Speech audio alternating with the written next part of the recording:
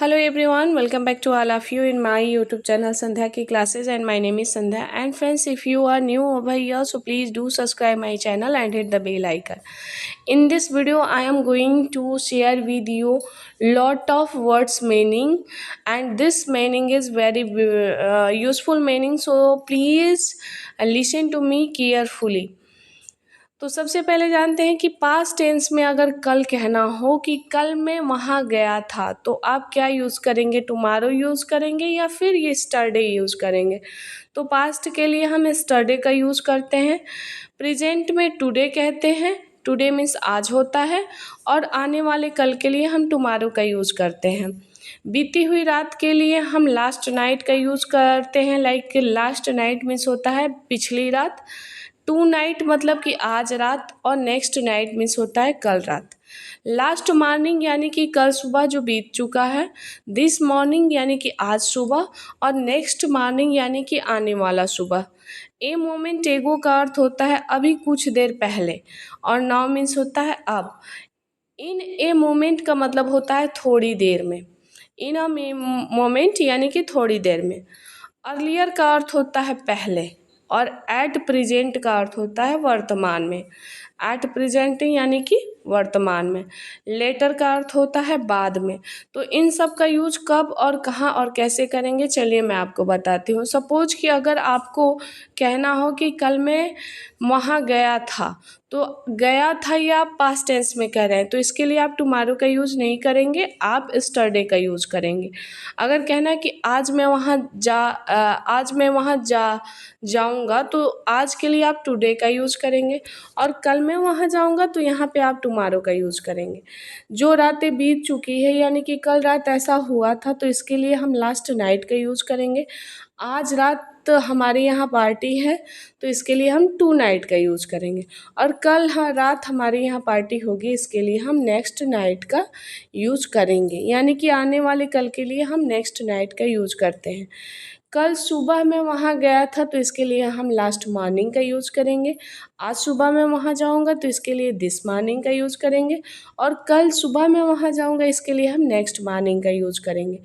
A moment एगो यानी कि अभी कुछ देर पहले।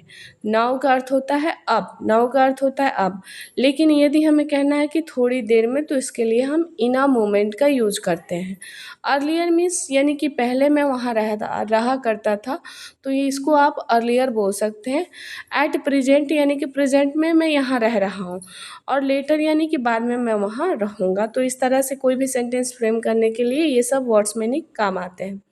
इन द पास्ट का मतलब होता है अतीत में, यानी कि कोई चीज़ आपका अतीत रहा हो, तो उसको हम कह सकते हैं कि अतीत में मैंने ऐसा किया था, तो इन द पास्ट मैंने ये किया था। एज ऑफ नाउ का मतलब होता है आइंदा से या फिर आज के बाद। इन द फ्यूचर का मतलब होता है भविष्य में, यानी कि इन फ्यूचर मैं ये बनूंगा, मैं वो बनूंगा। अ वाइल एगो का मतलब होता है कुछ देर पहले। अ वाइल एगो यानी कि कुछ देर पहले। राइट नाउ का अर्थ होता है अभी, और बिफोर लॉन्ग का मतलब होता है जल्द ही। लॉन्ग एगो का अर्थ होता है बहुत पहले। एट द मोमेंट का अर्थ होता है उसी समय। और फ्यूचर में इसको कहना हो कि कभी ना कभी, तो इसको हम कहेंगे कि समडे। समडे मीन्स होता है कभी ना कभी। लास्ट वीक को हम कहते हैं पिछली सप्ताह, और दिस वीक को हम कहते हैं इस सप्ताह। यानी कि कहना हो आपको कि पिछले सप्ताह मैं लखनऊ गया था, तो आप कहेंगे कि लास्ट वीक। अब कब गए थे? लास्ट वीक में गए थे। इस सप्ताह आप जाएंगे, तो आप कहेंगे दिस वीक। और अगले सप्ताह आप जाएंगे, तो आप कह सकते हैं नेक्स्ट वीक। वैसे ही अगर पिछले महीने आप कहीं गए थे, तो आप कहेंगे लास्ट मंथ मैं यहाँ गया था। इस महीने में कहीं जाऊंगा, तो दिस मंथ में कहीं जाऊंगा, यानी कि इस महीने में मैं कहीं जाऊंगा।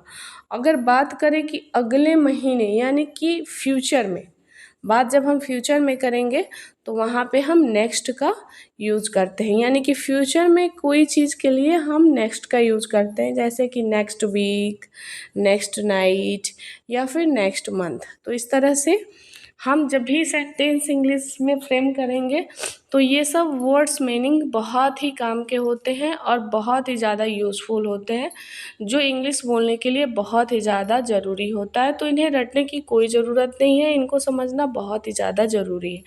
यदि आप इसे अच्छे से समझ लेते हैं तो आप ईज़िली सेंटेंस फ्रेम कर सकते हैं और अपनी इंग्लिश को इम्प्रूव कर सकते हैं। बस आपको ध्यान देना है कि कब आपको पास्ट में क्या बोलना है, प्रेजेंट में क्या बोलना है और फ्यूचर में क्या बोलना है। बस इतना ध्यान आपका रहना चाहिए कि आप किस टेंस में बात कर रहे हैं, आपके किस काल में बात कर रहे हैं। आप बात पास्ट की कर रहे हैं कि प्रेजेंट की कर रहे हैं कि फ्यूचर की कर रहे हैं। यदि आप बात पास्ट की कर रहे हैं तो उस हिसाब से आप अपने सेंटेंस में इस वर्ड्स मीनिंग को यूज करेंगे।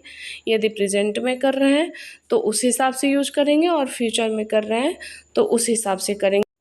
तो आज का वीडियो आप सबके लिए कितना यूज़फुल रहा है, प्लीज़ आप अपना फीडबैक देना ना भूलें, कमेंट करें कि आज की वीडियो आप सबके लिए कितनी लाभदायक है।